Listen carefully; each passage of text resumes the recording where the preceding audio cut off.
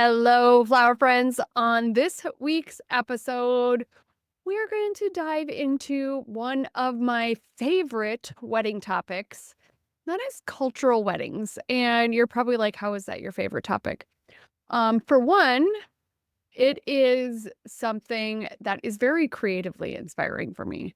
I have created so many fun, different, interesting, like, just out of the box things in my years of doing cultural weddings. I love how they're all, like, really different, really like, it's not like, "Hey, I want an arch with some, asymmetrical flowers on it." It's like they're usually just dreaming bigger and trying to think out of the box. Because honestly, they're always trying to outdo each other, especially if they're running in similar circles. It's kind of hilarious. But, like, I love how different it is, and there are some things that I've really thought through, like, what has made me successful in cultural weddings? So that's what I want to talk about. How can you be successful niching down? And one thing that is really apparent in my market is that I am a cultural wedding florist, and I am predominantly I do a lot of, Hindu, I do a lot of Muslim and Sikh weddings, which are all different religions, but, like, that has helped me translate into a lot of Jewish weddings. I have done, like, Somalian weddings. I mean, like, there's so many possibilities, and if you are thinking you want to enter a cultural market, like, I don't feel like you need to bucket yourself in one thing, even though I do feel that if you get into the Jewish market, into, like, the bar mitzvah market or, like, just Jewish wedding market, I do feel like that is a sub niche in the cultural wedding type niche because I actually, was at CrossFit and I was talking to my one of my videographer friends that shoots all my videos at my workshops, and he was like, "I met the craziest person this week," and I was like, "Really? What's that?" And they were like, "They're a photographer that just does bar mitzvahs." And I'm like, "What?" Like, that's a thing, and, like, think about that.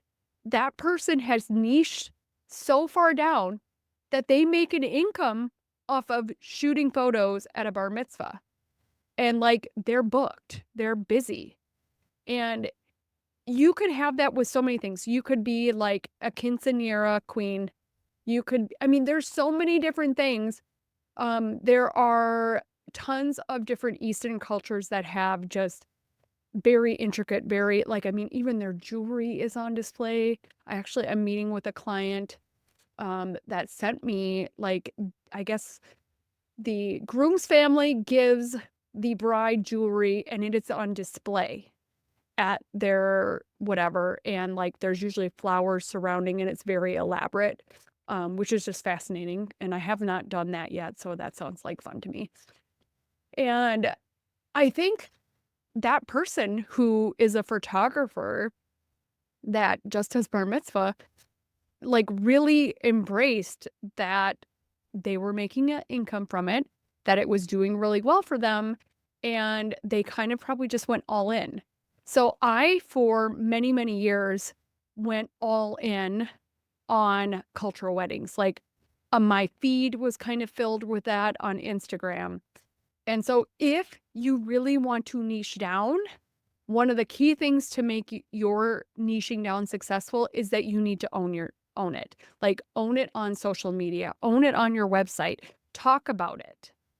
And I think for a long time I was so afraid that I'm not going to attract traditional American weddings then. And so I then really wanted to also be doing bigger traditional American weddings. So I started just making cultural weddings one of my content pillars of my strategy on Instagram. So I make sure one time a week I am posting that I am a cultural wedding expert. I am posting pictures of them, whatever it may be. So owning it on social media is going to help you be successful in that niche. Two, you need to get the experience. And so a lot of times what I see people do is, especially with these type of weddings, they are tricky to estimate, like super tricky, because there's so many pieces.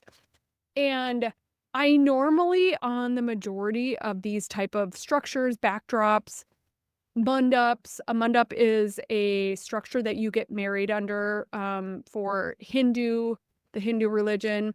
The Sikh religion, they actually you get married around it, and the holy book is in the middle of it, and you walk around it, and they get married. So there's just, like, all of these different, like, little idiosyncrasies. So I think one thing that also makes you successful in niching down is understanding. And I have learned so much over the years, but, like, I still am learning. Like, this is a never ending learning curve for me because I am not Hindu. I am not, like Muslim. I don't understand. I don't live their culture. I am immersed in it.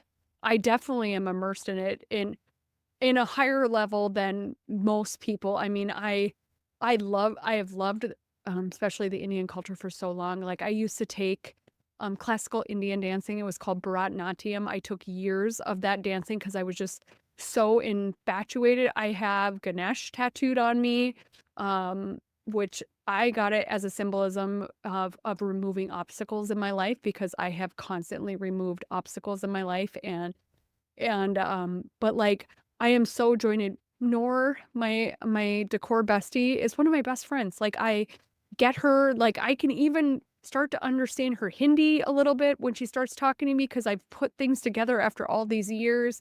I have immersed myself in learning, and that is one thing that makes a huge difference. You understanding. You understanding what is going on, and what's funny is anytime I am dealing with a client, and I'm meeting with them and I'm talking to them and they tell me they have a planner. One of the first questions is, have they done an Indian wedding before? Because they are going to have a tornado go off. And like, I don't know if I want to sign up for being part of that tornado when there's so many different moving pieces. And here is this new person that has no clue that these things are 10 times more complicated than any American wedding.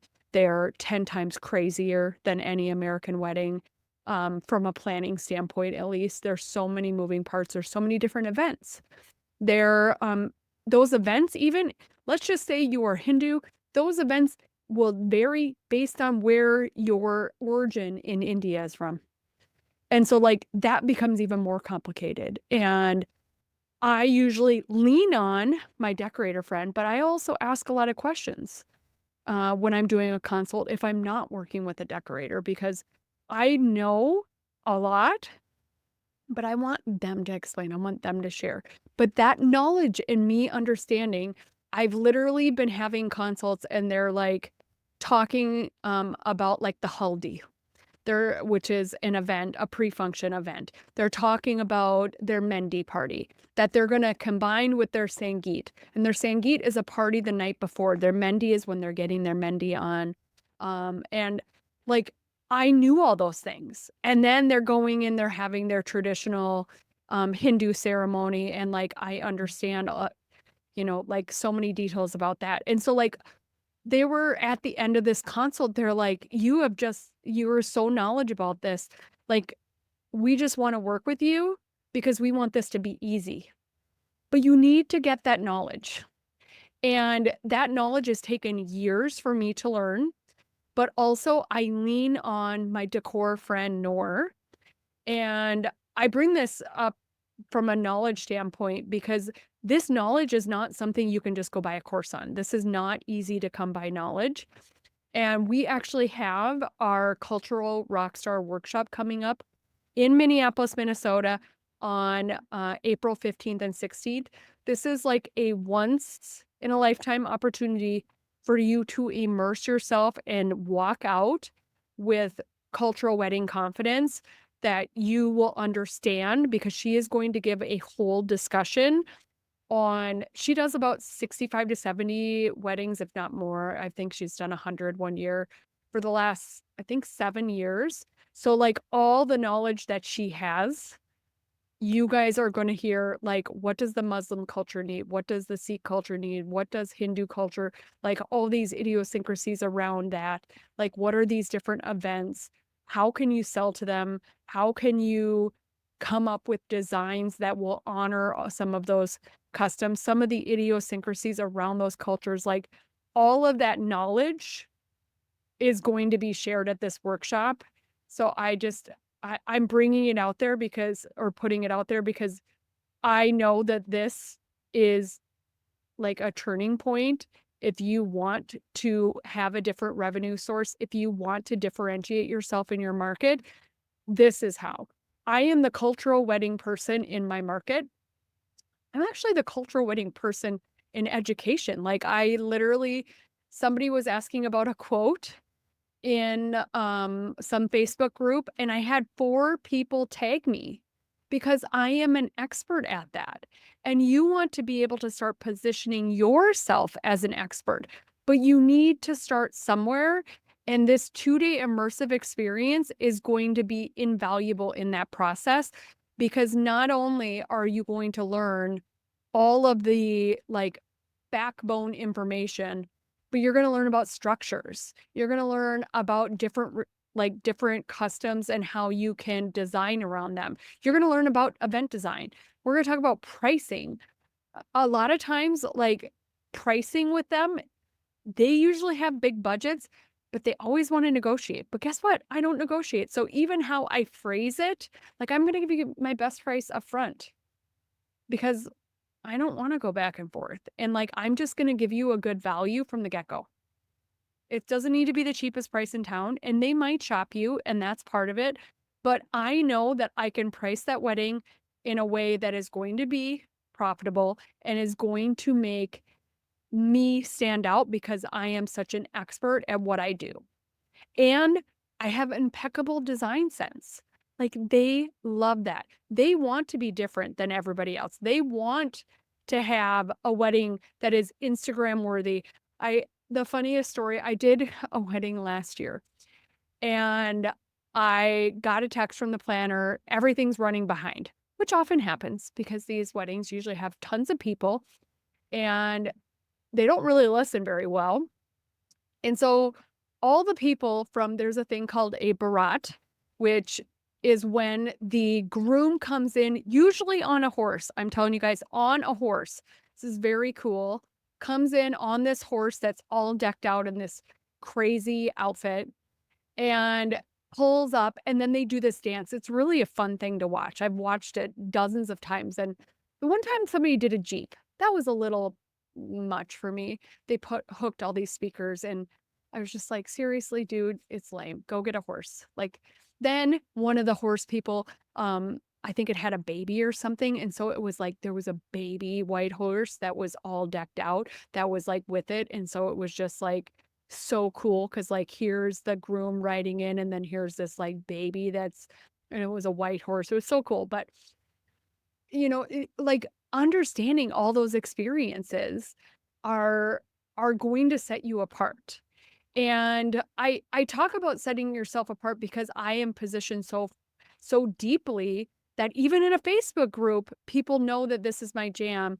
And I, like, literally did a virtual estimate walkthrough with another florist that was struggling because there are so many different pieces of this.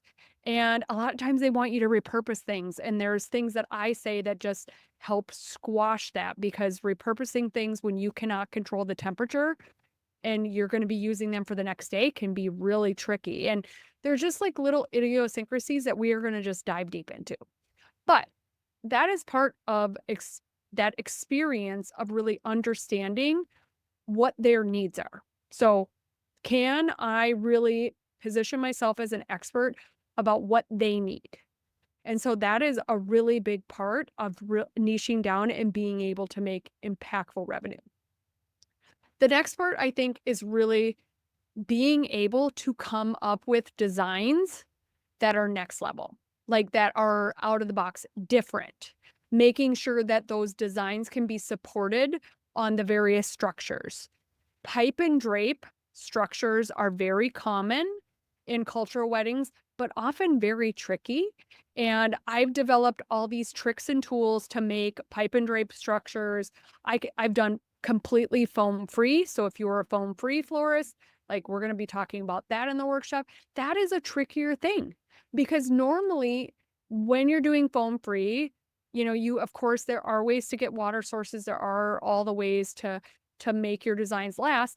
But when you have the sheer volume, unless you've employed every florist to freelance for you, that's hard to do in a short amount of time. So I've kind of developed, even if you are foam free, ways to make your designs not only beautiful and over the top, but foam free. I mean, I've done I think it was a $23,000 foam free Jewish wedding. And I did a complete huppah. I did, elevated centerpieces, low centerpieces, like all of that foam free. And so there are ways to make anything work. But what booked me that client is two things. I was featured in Minnesota Bride in a sustainability shoot. And two, I had cultural wedding experience. So, like, I was able to say, I can do that and this. And I next level gave them a proposal that I made virtual mock-ups because I had this like amazing idea for their huppah. She was a fashion designer in New York. So I wanted her huppah to be a statement. I feed off of usually like in my consult, really diving in to one thing that's like super important or like, especially with cultural weddings, those several big key points. Like a lot of times people want to have a really beautiful mandap or ceremony structure, or they want to have a very beautiful backdrop. If you haven't done a cultural wedding before, it's the funniest thing. In many cultures, they make a stage and literally put a couch there, and the couple sits there, and people come up and say hi to them and stare at them all night.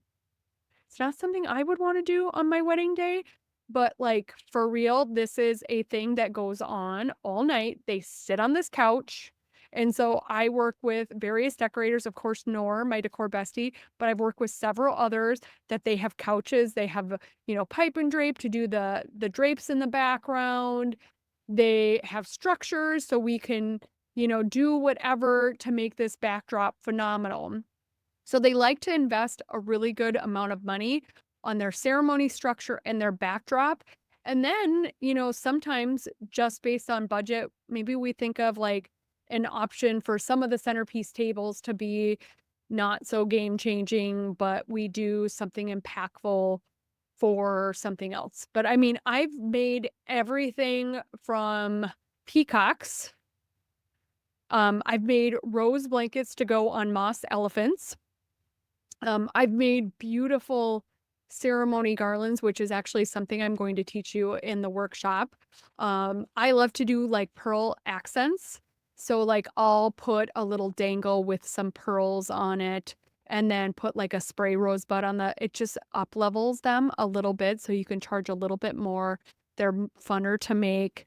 I'm going to teach you the hydration method. So the hydration chamber method. So you know that you can make these things ahead of time so you're not stringing shit the morning of a wedding. Because there are also like timing things that are really tricky with cultural weddings. It often in the Hindu culture it is auspicious to get really married early. It seems like 10 o'clock is a magical time, but I've had cultural weddings that have started at 8.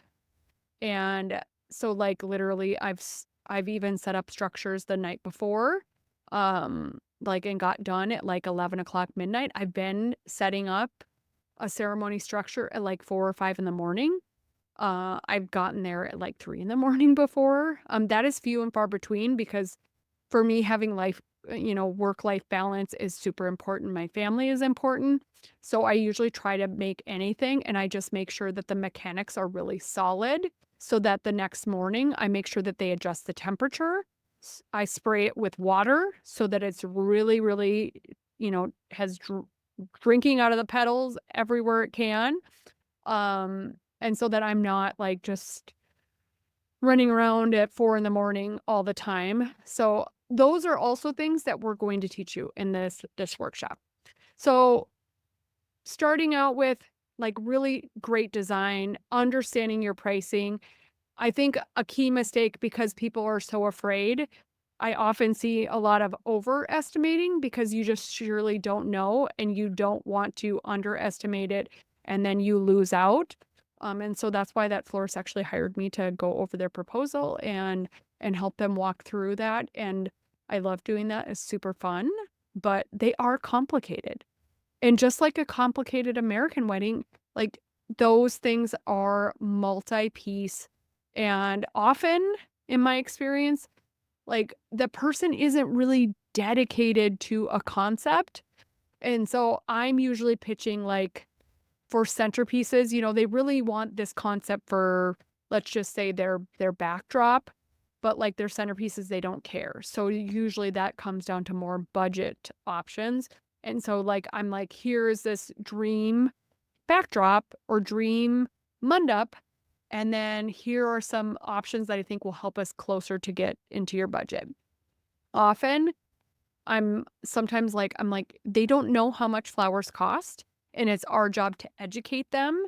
So that part sometimes can be discouraging, but that's the same with American weddings. You're going into it, and all of a sudden you tell someone, hey, you want to spend $10,000 and you want $25,000 of flowers.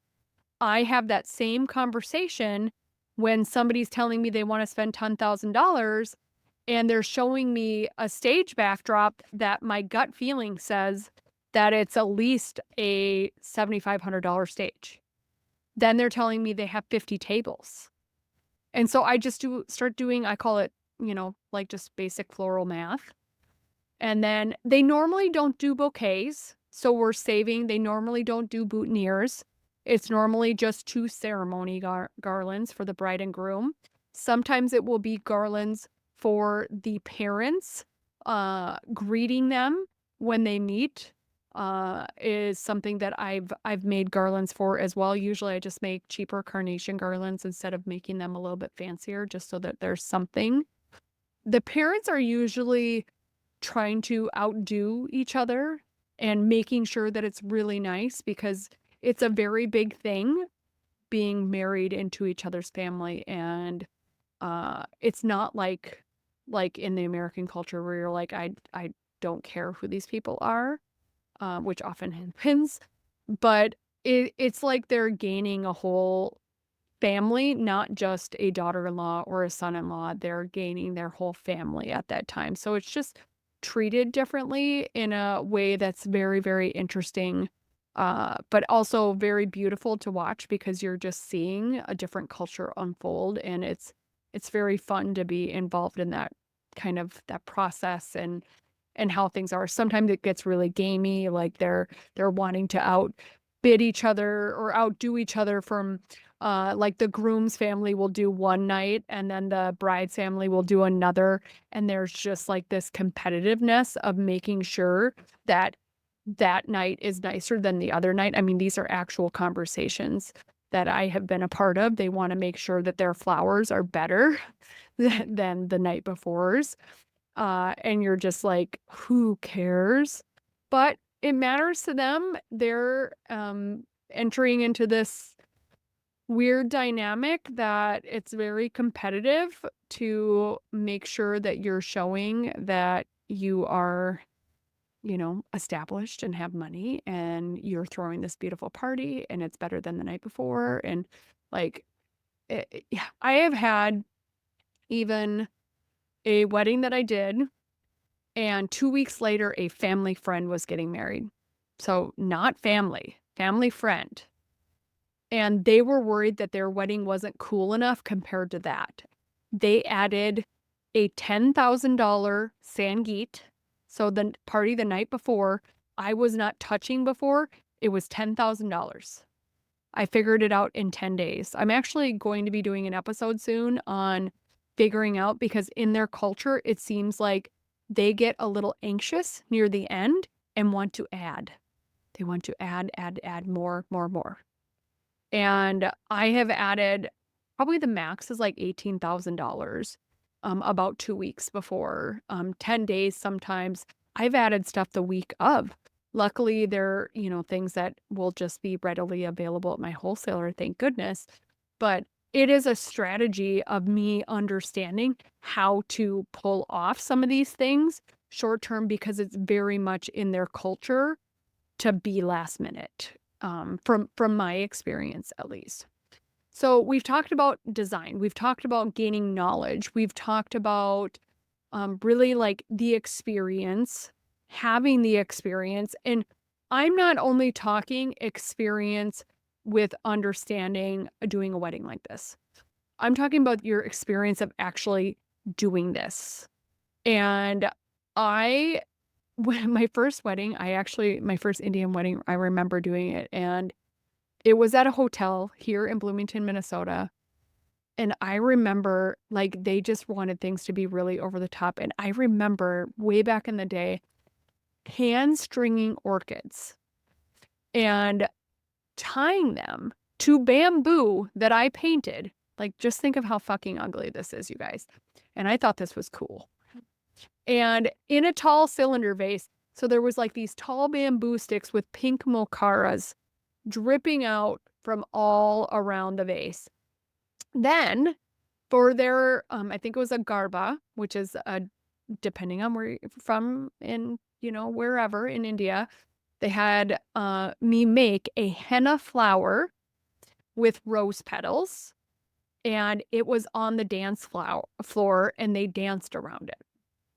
And this was my first one, and it had this really unique kind of candle holder in the middle of it that they had candles lit on there. So of course I was worried that all that glue, that 3M spray adhesive that I put on the foam core board to make this petal shape of a henna flower. It was like kind of a paisley design. I was worried it was going to catch on fire. And I told them my concern. That's all you can do is tell them your concern. And it was fine. It did not catch on fire. So that was great. But like that experience kind of, I think, pole vaulted me forward. Like getting that one wedding under my belt, getting that experience of working with somebody or just of really understanding what was up because they are so complicated. But that experience, I think, is something that you can also, like this workshop is going to provide such a similar experience because we are making a mandap, we are making a backdrop, we are making garlands. And so then you will have that experience for your portfolio. And you being able to show someone, to me, is invaluable. They love to know that you have done something like that before. So we have a beautiful color palette figured out. It's going to be like kind of an orangey red. I love the Nina rose. If you guys don't know that rose, it's one of my favorite. It reflexes amazingly. I love it. And then it's going to have anthurium in there that are going to be more of that peachy-ish color. It's going to have burgundy in there. It's going to have some pinks. It's going to be so pretty. We're going to be doing like carnation garlands on there. It's going to be so good. But like that experience is something that will be at this workshop. Otherwise, another way to approach what I often see florists will do is they'll like bid to make no money because for one, they're probably underquoting because they don't understand, or you're overquoting because you're scared, one of the two. And from there, you've booked it because maybe you were the cheapest. And then from that point, or they'll come back at you and say somebody was cheaper and then you lower your price. I've seen that happen, oodles. I think if you are going to reduce your price to get the experience, the best way is to just position it as you are doing this for the experience to build your portfolio. This is a portfolio building exercise, and that is why it is the price. Because another thing in cultural weddings, they all talk. If they are all friends, I have actually had estimates shared 2 years down the road from their cousin, second cousin, whatever. They have shared the estimate. So, like, I then can say, "That was a portfolio building piece and not something that I'm interested in doing at that price right now. I did that so I could get the photos and so I could get the experience."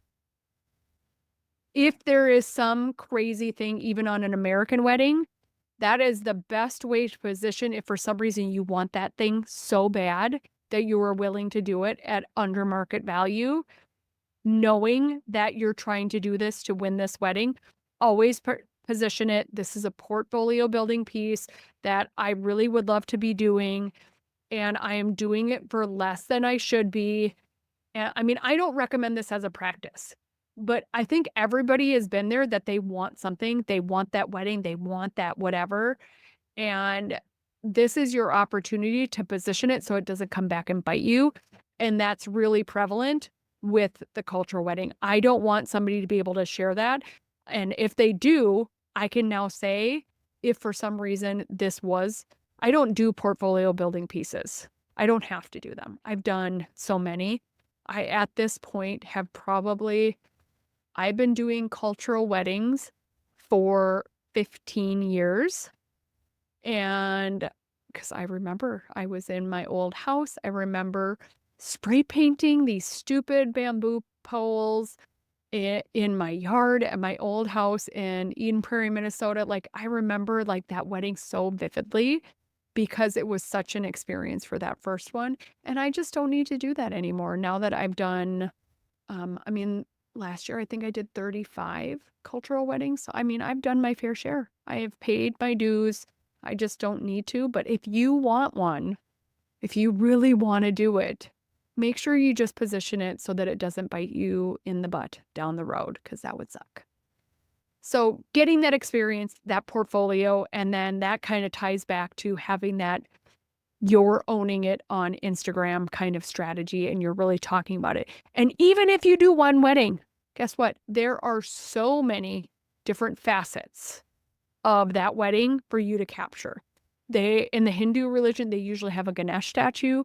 You could be like, have rose petals around it. I've actually made a really pretty little mini garland that I attached almost like a kind of a flat, it was kind of a flattish corsage, but I essentially took some base, like a leather.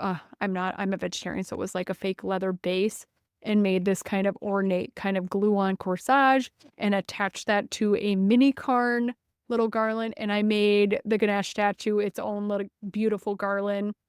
And like, that's a moment.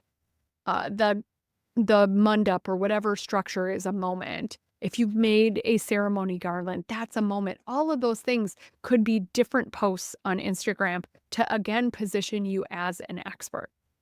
All right, the last thing that I really want to talk through is if you want to really solidify yourself as that expert or that go-to person in cultural weddings, you need to start networking in the cultural space. And that can be a little scary. It was scary for me when I first started doing it, but now I'm just like, I am who I am, and like, I show up because I am the expert in this, and like, I know that people are hiring me because I'm an expert. And like, I embrace that feeling, that positioning of me. And like, when the person calls me and they're like, I know the Patels and you did their wedding, and I know that I've gotten there because of a lot of that, but I've really gotten there because of the relationships that I've formed with planners and decorators.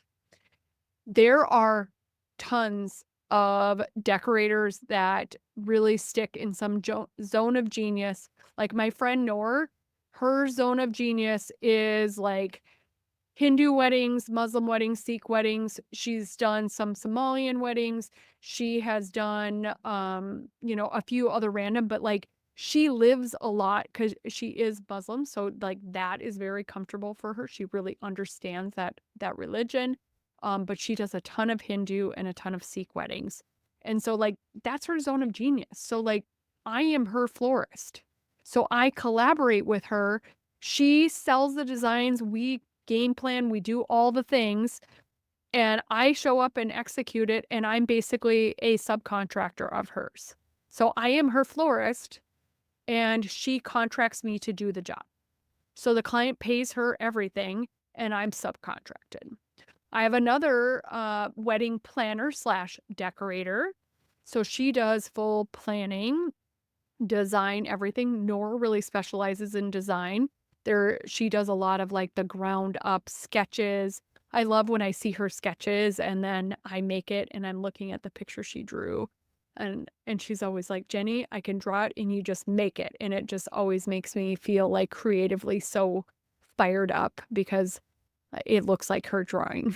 And the wedding planner slash decorator, like her weddings are always really different.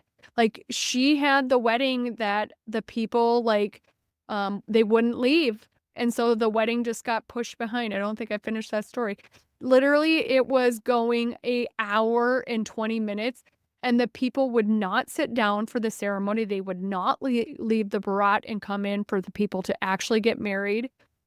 And inevitably, I think it was a big sign because that wedding was in September and they are getting divorced because I dropped her off Valentine's flowers to say, we love you and we're sorry you're getting divorced. But that whole day was a sign that this was going the wrong direction because nobody was listening. And those things like don't normally happen this off track, but things can get off track. And like she's usually an expert because she is the planner, she is designing, she is everything, but her weddings are very usually refined. She does some Nigerian weddings as well. Beautiful. She's done a bunch of beautiful. Her husband is Nigerian, so like it's just everybody has their little niche. I did the wedding that I did, that Jewish wedding that was foam free. The planner was a Jewish planner. Like that is her niche. She does tons of Jewish weddings. That's like where she lives. She knows all the ins and outs. So collaborating with those people, being that expert is only going to get you ahead. Like I rarely do weddings at this point outside of that circle unless I've done somebody in their family. Unless they saw me in Minnesota Bride because I got published for doing a cultural styled shoot, which was very fun and interesting and not the norm. So also another way to stand out, figure out something that's inspiring you and do a cultural shoot. It is so out of the box that if your local bridal magazine doesn't see that or even pitch it to them, I want to do this idea. Like this is a great way for you to get the experience and get seen. But you can do that in collaboration with a cultural event planner, a cultural decorator. That is a great resource for you to start a relationship with. I would really love to do a styled shoot to get published. And I have had two cultural styled shoots since I've really kind of went all in into elevating my brand and really making sure that anything that I'm doing is something different that I can submit for publication. And I had a Jewish one that I did like a year in January, so a year and 3 months ago. And I went into that and they were like, we want to do this styled shoot. No, no, no. I was like, let's think of this. Can we spin this to be something different? And I said, can we make this Jewish inspired? And I was like, my friend Noor has this beautiful acrylic structure. It can be a huppah or a mandap. And I think that that would be really fun in this space. Can we twist little details? So we got him like the yarmulke and like it got published because it was nichey and content. I mean, it was beautiful, like especially the tablescape was absolutely beautiful. but it was niche-y enough that it spoke to the magazine. And so can you do something like that that will get you that exposure? Because I want you to get seen for this. This workshop that we have coming up, that will help you get seen as an expert because here you are investing in learning about cultural weddings. So you can put that on your Instagram, headed to the Floral Hustle workshop to immerse myself in all things cultural weddings. And then you're going to have this beautiful portfolio of our styled shoot. After we make all these beautiful structures, you're going to leave with the confidence that you've learned so much about this whole process, this whole, you know, niche that could be seriously impactful revenue. I one year, I think last, no, was it 2 years ago? I had $186,000 of revenue just in cultural weddings, just in that. Like, that's pretty good. And that's with just me having relationships and doing a couple one-off things, with people that have circled back that I did, or relatives. I've had cultural weddings that were $35,000. I've had them be $25,000. Y they are a great opportunity, and I wish people saw that opportunity more, and so that's why I created this workshop with my decor bestie, Nor, because I want to share how this can seriously change your business, position you as the expert in your market, grow a revenue source that is likely untapped by any singular florist, position you as the go-to person in your market. Because once it starts, you're going to get on the train and then it's just going to keep going. And I want that for you. There is always, during COVID, there were still Indian weddings. They just went down to Rochester, Minnesota. Like, there were still tons. They were having them at people's houses. It, there are always cultural weddings. It is nonstop. I, my friend Nor is got a huge, crazy booked year, and the majority of the world, their bookings are down a little bit. So this could be an opportunity. If your American wedding bookings are down, add this new niche. Like, this could be, I don't care if it's Jewish, Hindu, cultural in general, whatever it is, like, there is money sitting out there for you. And I want you to make seriously impactful revenue that you're like, business just feels so good. Thank you for listening, flower friends. If you want to check out this workshop, I know I just talked a lot about it and I didn't mean it to seem salesy, but I am so passionate about these workshops. We just had the installation workshop and produced one of the coolest styled shoots that I've ever done because it was an orange slice theme. If you haven't seen it, it's on Instagram. It is like, it was so beautiful. The photo shoot, I'm so excited. I just got the gallery. I'm so excited to share it with everybody because it was over the top. Like, people walked in and were like, "Wow." And you can be a part of that because this is going to be an open house and I'm excited for everyone to see what we create. So head to thefloralhustle.com/rockstar because you will be a cultural rock star when you leave. Thank you so much for listening, flower friend, and you have an amazing flower-filled day.